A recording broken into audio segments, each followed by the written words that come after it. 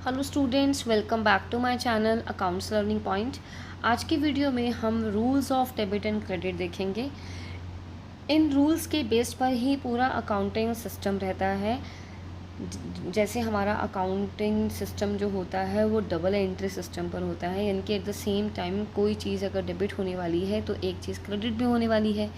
तो अब जैसे हमें कोई भी अकाउंट अगर हम बनाते हैं तो उसमें कब हमें डेबिट करना है और कब हमें क्रेडिट करना है ये डिसाइड करना होता है। तो ये डिसाइड करने के लिए we do have some rules जिनको हम फॉलो करेंगे। तो चलो देखते हैं कि क्या रूल्स ये होते हैं। जैसे अगर हम बनाने जा रहे हैं asset account, increase in asset will be debited. हम डेबिट में अगर हमारे असेट में इंक्रीज होता है तो हम डेबिट करते हैं। इसका क्या मतलब है कि असेट अकाउंट जो होता है वो डेबिट होता है।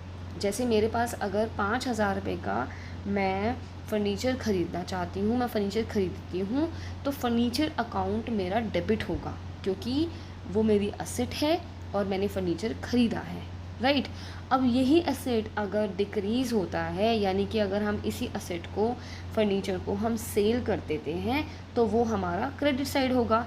जैसे अब हमने ये टी शेप अकाउंट बनाया, ठीक है, ये हमने टी शेप अकाउंट बनाया। इसमें यहाँ पर हम बना रहे हैं फ़र्नीचर अकाउंट, ठीक है। इस फ़र्नीचर अकाउंट में ये हमारा डेबिट साइड है और ये हमारा क्रेडिट साइड है। तो यहाँ पर लिखा जाएगा टू कैश अकाउंट, ठीक है, और ये यहाँ पर एसेट का 5,000 रुपये अमाउंट आ जाएगा। जैसे इस एग्जांपल ले रखा है ना कि purchase of furniture of ₹5,000 it will be recorded on the debit side. Furniture account के हमने डेबिट साइड पे लिखा है, ठीक है।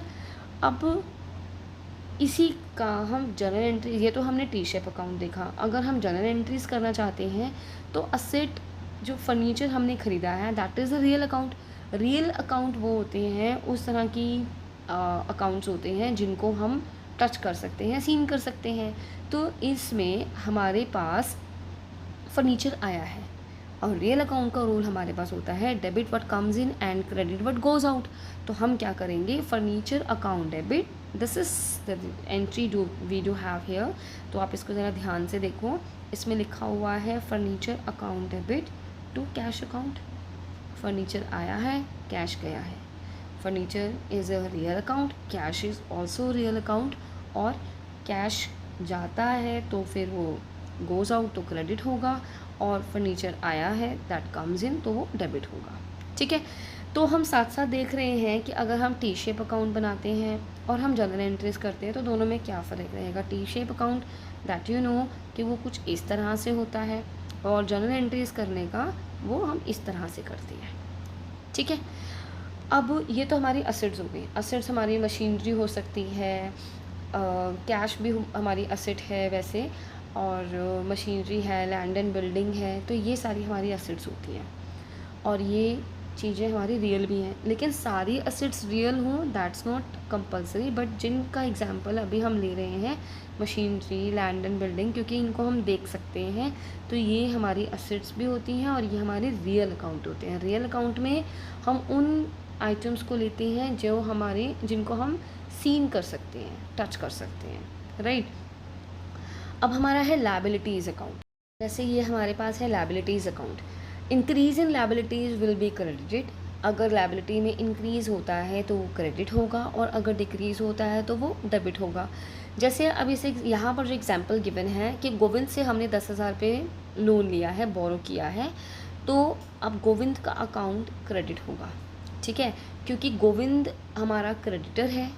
उसने हमें पैसा दिया है, वो हमारा उसने हमें पैसा दिया है, मतलब हमने उसे बोरो किया है, तो वो उसका अकाउंट हम क्रेडिट करेंगे। यानी कि जैसे यहाँ पर अगर मैं गोविंद अकाउंट गोविंद का बनाते हैं तो हम यहाँ पर बाय बैंक अकाउंट या कैश अकाउंट, जैसे भी हमारे पास पैसा आया है, ठीक है।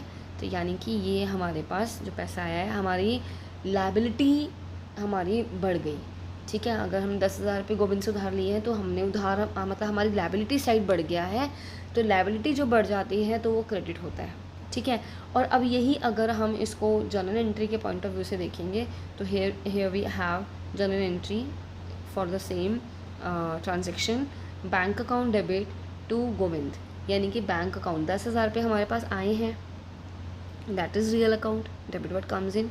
और पर्सनल अकाउंट, गोविंद एक पर्सनल अकाउंट है और ही इज़ द गिवर, तो इसलिए यहाँ पर ये हमारा हमने गोविंद को क्रेडिट किया है। ठीक है, हमने गोविंद को क्रेडिट किया है। अब जैसे हमने देखा कि there are 3 types of accounts, real account, personal accounts and nominal accounts. तो एट द सेम टाइम जैसे हम डबल एंट्री सिस्टम से करते हैं तो एक अकाउंट डेबिट होता है, एक अकाउंट क्रेडिट होता है, जनरल एंट्रीज हमने करनी होती हैं, तो उस केस में 2 अकाउंट इफेक्ट होने वाले हैं। ठीक है, अब वो 2 अकाउंट कोई भी हो सकते हैं। एक अकाउंट डेबिट वाला रियल हो सकता है, दूसरा पर्सनल हो सकता है या नॉमिनल हो सकता है। ठीक है, या कई बार एक एंट्री में कई बार ऐसा होता है कि तीनों ही अकाउंट इफेक्ट कर रहे होते हैं। तो अब यहाँ पर जैसे हमने देखा कि बैंक अकाउंट डेबिट, यानी कि बैंक तो वो रियल अकाउंट है और गोविंद जो है वो पर्सनल अकाउंट है। बैंक में हमारे पास पैसा आया है तो डेबिट व्हाट कम्स इन, हमने बैंक अकाउंट को डेबिट किया है, और गोविंद इज़ अ गिवर तो इसलिए हमने उसके अकाउंट को क्रेडिट किया है, और गोविंद एक पर्सनल अकाउंट है। ठीक है, तो इस तरह से हम इसको जनरल एंट्रीज कर सकते हैं। और यही अगर हमने देखा कि हम टी शेप अकाउंट करते हैं तो गोविंद हमारी लायबिलिटी है, तो लायबिलिटी में इंक्रीज़ होना हम कहाँ लिखते हैं, क्रेडिट साइड में। ठीक है, नेक्स्ट चलते हैं कैपिटल अकाउंट पर। अब capital is recorded on the credit side, capital को भी क्रेडिट साइड में रिकॉर्ड किया जाता है, और अगर इसमें डिक्रीज़ होता है तो हम इसको डेबिट साइड में रिकॉर्ड करते हैं, यानी कि increase in capital recorded on the credit side and decrease in capital recorded on the debit side. Suppose the proprietor introduces additional capital in the business, the capital account will be credited. अगर proprietor पैसा लगाता है और पैसा लेके आता है business के अंदर तो कैपिटल अकाउंट क्रेडिट होगा, क्योंकि ये कैपिटल अकाउंट जो है वो प्रोप्राइटर का है and he is the giver. ठीक है, तो when the proprietor starts a business, अब जब बिजनेस स्टार्ट करता है then capital account will be credited as he is introducing fresh capital in the business, वो फ्रेश कैपिटल लगा रहा है। ठीक है, तो वो गिवर हो गया एज, एंड जो कैपिटल अकाउंट होता है वो एक पर्सनल अकाउंट होता है, तो और वो किसका होता है, प्रोप्राइटर का होता है, क्योंकि ये कैपिटल किसकी लगी हुई है, प्रोप्राइटर की लगी हुई है।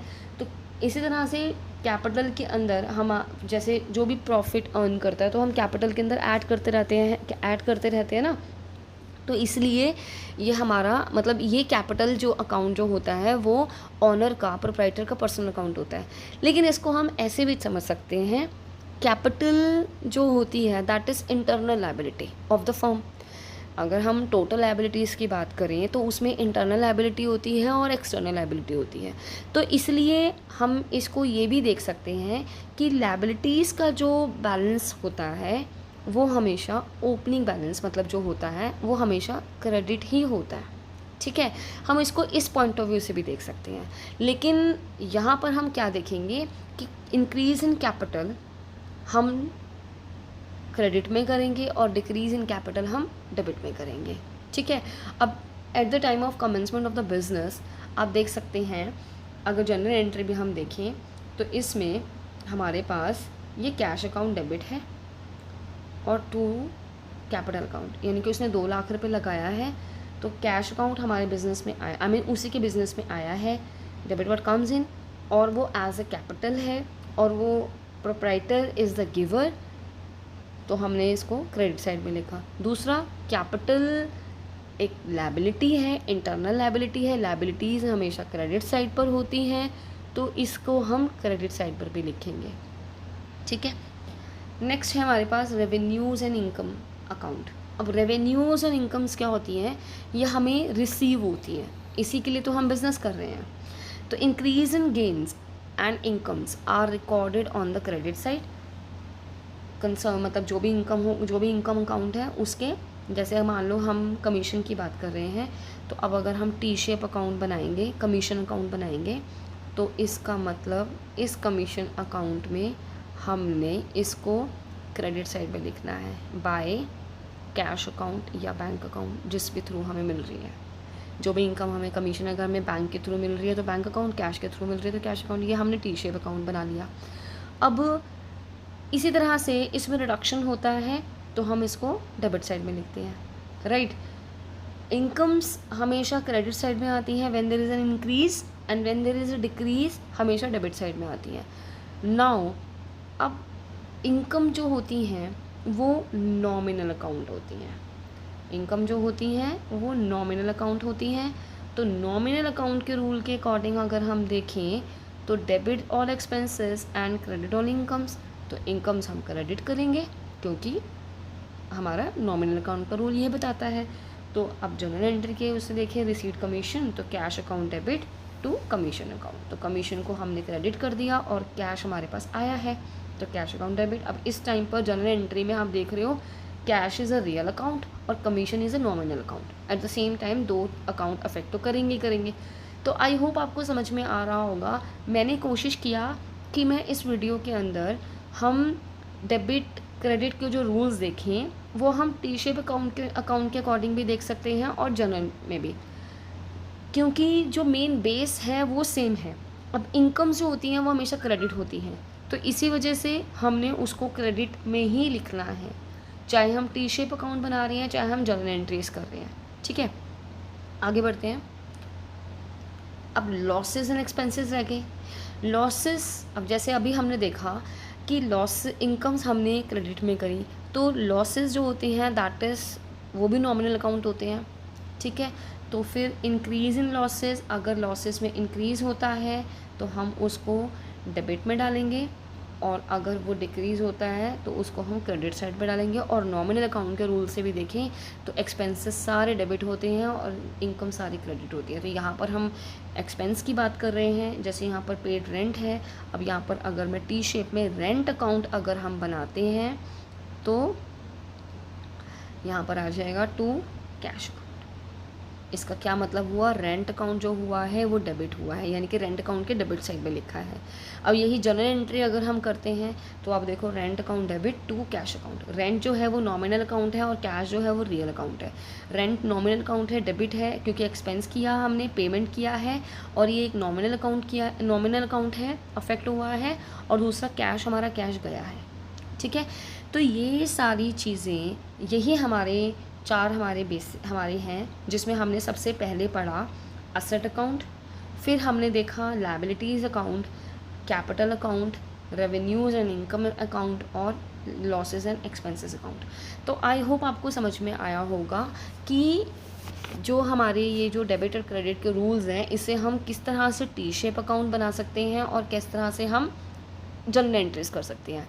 जनरल एंट्रीज़ के बेस से हम टी शेप अकाउंट भी बना सकते हैं और टी शेप के अकाउंट से हम जनरल एंट्रीज़ भी कर सकते हैं। तो ये चीज़ें, इन रूल्स वही हैं, बस समझना पड़ेगा, आइडेंटिफाई करना पड़ेगा कौन सा रियल अकाउंट है, कौन सी असेट्स हैं, कौन सी लायबिलिटीज़ हैं, कौन सा एक्सपेंस है और कौन सा इनकम्स है। अब जैसे लायबिलिटीज़ होती हैं जो आउटसाइडर्स होती हैं, जो हमने दूसरे को थर्ड पार्टीज़ को पेमेंट करना होता है। असेट्स जो होती हैं वो हमारी अपनी होती हैं, ठीक है। एक्सपेंसेस सारे नॉमिनल अकाउंट में जाते हैं, इनकम सारे नॉमिनल अकाउंट में जाते हैं। अगर हम गुड्स परचेजेस करते हैं तो दैट इज़ एक्सपेंस। अब यही अगर हम सेल करते हैं दैट इज़ इनकम। तो परचेजेस अकाउंट डेबिट में जाएगा और सेल्स अकाउंट क्रेडिट में जाएगा, ठीक है।